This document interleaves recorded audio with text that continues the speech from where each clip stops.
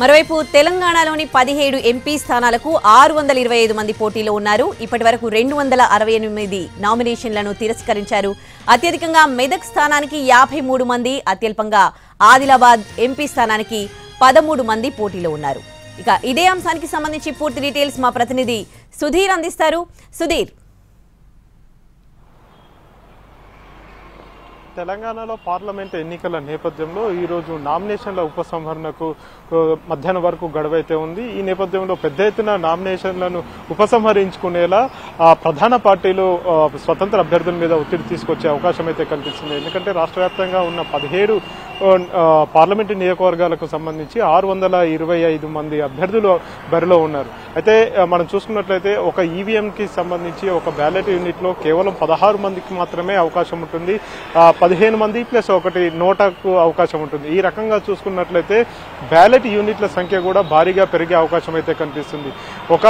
ఒక బ్యాలెట్ యూనిట్కి చూసుకున్నట్లయితే 16 మంది. ఈ లెక్కన మెదక్ జిల్లాలో దాదాపు 53 మంది అభ్యర్థులు అయితే బరిలో ఉన్నారు. అదేవిధంగా అత్యల్పంగా ఆదిలాబాద్ జిల్లాలో 13 మంది మాత్రమే ఉన్నారు. అంటే ఆదిలాబాద్ లో ఒక బ్యాలెట్ యూనిట్ సరిపోతుంది. మిగతా వాటిలలో ఖచ్చితంగా 2 లేదా అంతకంటే ఎక్కువ బ్యాలెట్ యూనిట్లను ఉపయోగించాల్సి ఉంటుంది. కాబట్టి ఇది అంతా చాలా గందరగోళానికి దారితీసే అవకాశాలు ఉన్నాయి. ఈ నేపథ్యంలోనే 625 మంది అభ్యర్థులు ఎవరైతే ఉన్నారో వారందరిలో ఎక్కువగా స్వతంత్ర అభ్యర్థులు, అదేవిధంగా రిజిస్టర్డ్ పార్టీలకు సంబంధించిన అభ్యర్థులు ఎక్కువగా నామినేషన్ దాఖలు చేశారు.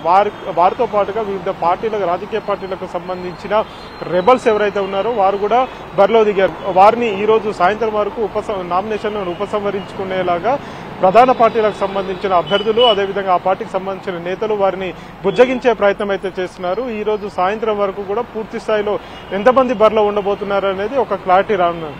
ఆ తర్వాత బరిలో ఉన్న వారికి గుర్తుల కేటాయింపు అయితే జరుగుతుంది. మొదటగా జాతీయ పార్టీలు, ఆ తర్వాత ప్రాంతీయ పార్టీలు, ఆ తర్వాత రిజిస్టర్డ్ పార్టీలు, ఆ తర్వాత స్వతంత్ర అభ్యర్థులు ఎవరైతే ఉన్నారో వారికి గుర్తుల కేటాయింపు అయితే జరుగుతుంది. గుర్తుల కేటాయింపు జరిగిన తర్వాత రేపు ఈ రోజు సాయంత్రం లేదా రేపటిలోగా పూర్తి స్థాయిలో ఎన్నికలకు సంబంధించిన ఓటర్ల జాబితా, ఇప్పటి వరకు ఫైనల్ అయిన ఓటర్ల జాబితా ఏదైతే ఉందో దాదాపు 3,30,000 మంది ప్రస్తుతం తెలంగాణ రాష్ట్రంలో ఎలిజిబుల్ ఓటు హక్కు వేసుకునేందుకు వారంతా కూడా ఓటు హక్కు పొందిన పరిస్థితి ఉంది. వారందరికీ ఎవరైతే బరిలో ఉన్నారో వారందరికీ ఆ ఎన్నికలకు సంబంధించిన ఓటర్ల జాబితాను కూడా అందజేసే ప్రక్రియ ఎన్నికల కమిషన్ చేస్తుంది. ఇప్పటి వరకు షెడ్యూల్ విడుదలైనప్పటి నుంచి ఇప్పటి వరకు ఎలక్షన్ కోడ్ అయితే రాష్ట్ర వ్యాప్తంగా అమల్లో ఉంది. ఈ నేపథ్యంలోనే దాదాపు 105 కోట్ల మద్యము, అదే 105 కోట్ల నగదు, మద్యము, డ్రగ్స్, వివిధ రకాల నిషేధిత వస్తువులు కూడా స్వాధీనం చేసుకున్నట్టుగా ఎన్నికల కమిషన్ చెప్పింది. ప్రస్తుతం రాష్ట్రంలో 60 ప్లాటూన్ల కేంద్ర బలగాలు అయితే రాష్ట్రంలో గస్తీ కాస్తున్నాయి. మరి కొద్ది రోజుల్లోనే ఇందుకు సంబంధించి ఇంకా 100 బలగాల కేంద్ర బలగాలు అయితే రాష్ట్రానికి రాబోతున్నాయి. రాష్ట్రంలో అంతరాష్ట్ర సరిహద్దులు ఏవైతే ఉన్నాయో వాటితో పాటుగా అంతర్జిల్లా సరిహద్దులతో పాటు దాదాపు 18 చెక్ పోస్టులను ప్రత్యేకంగా ఏర్పాటు చేయడం జరిగింది. అక్కడ నిరంతరం గస్తీ కాస్తున్నారు. అక్కడ బందోబస్తు ఏర్పాటు చేశారు.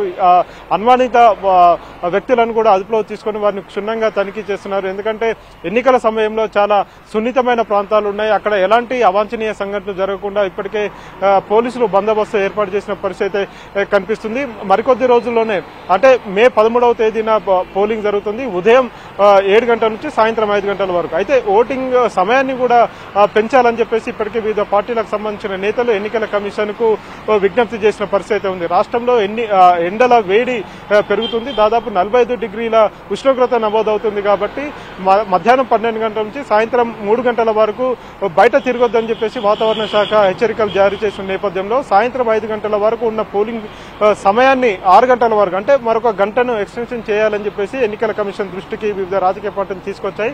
దీని మీద కేంద్ర ఎన్నికల కమిషన్ ఎలాంటి నిర్ణయం తీసుకుంటుందనేది వేచి చూడాల్సిందే. ఉదయశ్రీ.